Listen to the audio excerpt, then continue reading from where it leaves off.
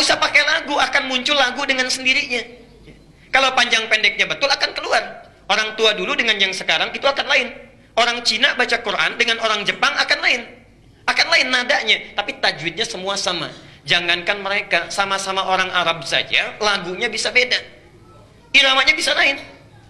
Alhamdulillahi Rabbil Alamin. Misal, Alhamdulillahi Rabbil Alamin. Sudah lain lagi.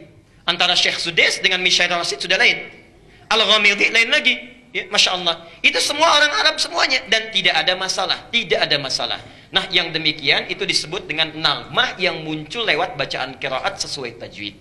Jadi bacaan tajwid yang baik saat membaca Quran akan melahirkan naghmah tersendiri. Jelas sampai sini? Baik. Satu, kaidah pertama.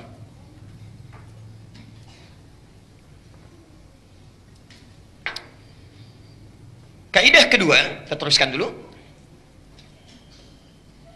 Bapak Ibu sekalian, kalau kita sudah mengerti dasarnya, bahwa membaca Quran itu tidak ada lagu yang khusus, yang penting sesuai tajwid. Kalau baca sesuai tajwid akan melahirkan irama yang menunjukkan ciri khas pembacanya. Ya.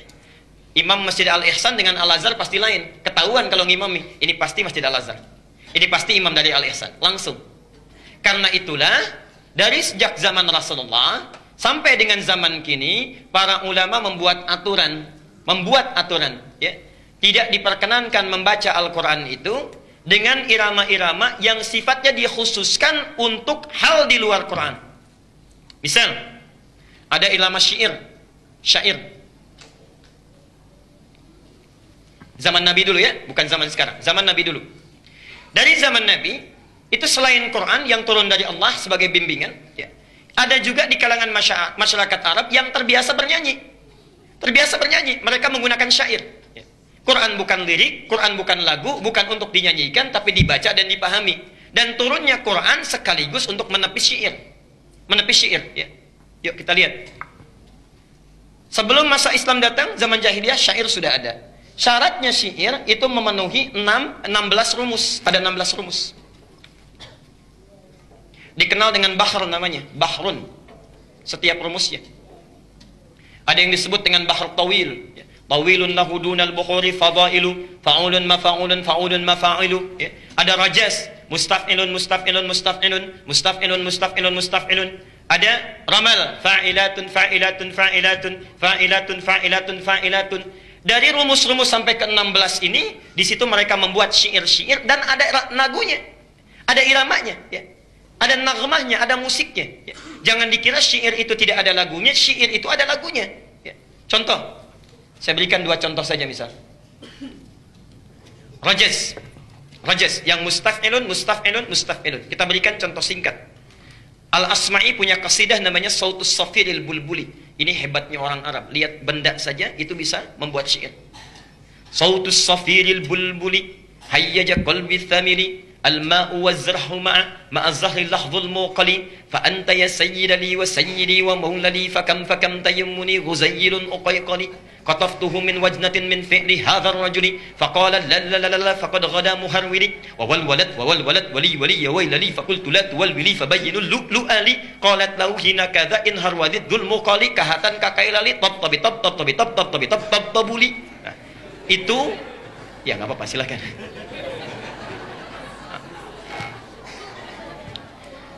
Itu yang mereka karang untuk menyanyikan supaya unta itu biasanya jalannya cepat. Ya. Jadi kalau ingin unta kan kadang-kadang jalannya malas, ya, lambat. Nah supaya unta jalannya cepat, dinyanyikan syair tadi pakai rojas itu di antaranya. Ya. Misal kalau ingin mengangkat orang, ya, kemudian menyanjung-nyanjung itu pakai romal. Ya. Pernah dengar kasidah ini? Ini dari syair. Tala'al badru alaina min thaniyatil wada'. Pernah dengar itu? Oke, pernah dengar? Baik. Kan ada ya lagunya ya. Itu dari syair asalnya. Rumusnya ramal, bah ramal. Tala'al badru alaina. Itu ramal, ada.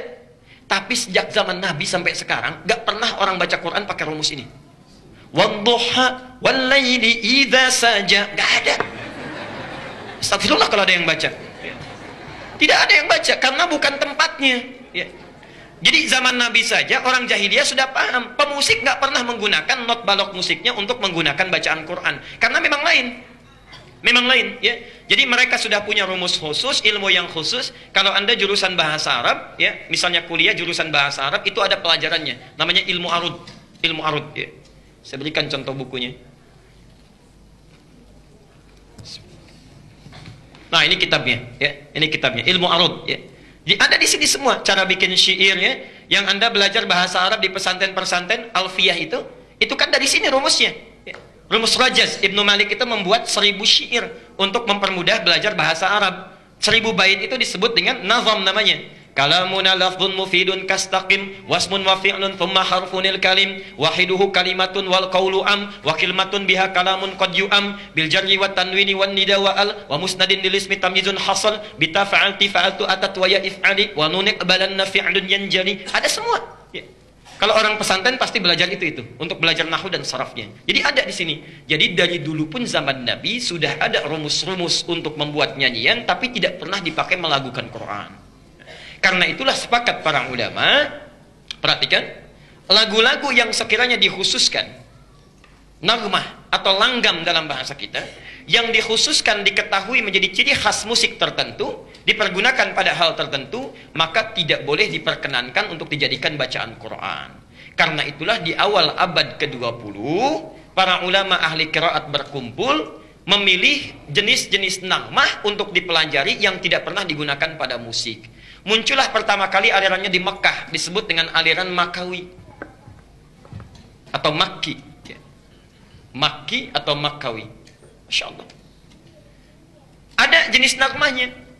Misal, kita pernah dengar misalnya ada nada-nada Hijaz, Nahawan, dalam baca Quran. Dalam baca Quran ada Hijaz, ada Nahawan dan sebagainya. Itu asalnya dari Mekah, awal abad ke-20. Disempurnakan di Mesir.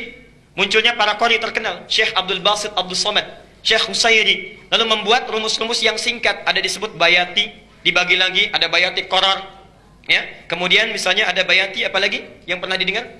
Bayati asli, bayati qarar, ya. Ada kemudian soba, ada kemudian Hijaz, ada kemudian Nahawan, macam-macam.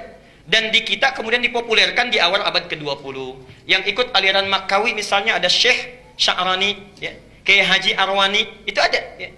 Yang ikut aliran Misri, aliran Mesir, ya. Ada Syekh Muhammad Mukti Ali, Syekh Basori Alwi, itu ada, ya. Sampai dengan sekarang dipelajari dan melahirkan qori-qori internasional seperti Muammar, ZA dan sebagainya. Itu dari sini asalnya, ya. Dan tidak pernah mengambil dari nagom-nagom yang dikhususkan untuk musik atau hal tertentu. Jelas sampai di sini? Nah, jadi kalau ada pertanyaan bagaimana hukumnya melakukan Quran dengan langgam-langgam khas musik, maka hukumnya tidak diperkenankan. Itu pandangan saya. Tidak diperkenankan. Apalagi membawa hukum tajwid kepada lagu, itu sudah salah total. Sudah salah total, ya. Saya kira dari dulu sampai kemarin-kemarin itu belum pernah ada yang demikian kreatifnya, ya. Sampai kemarin-kemarin. Ya.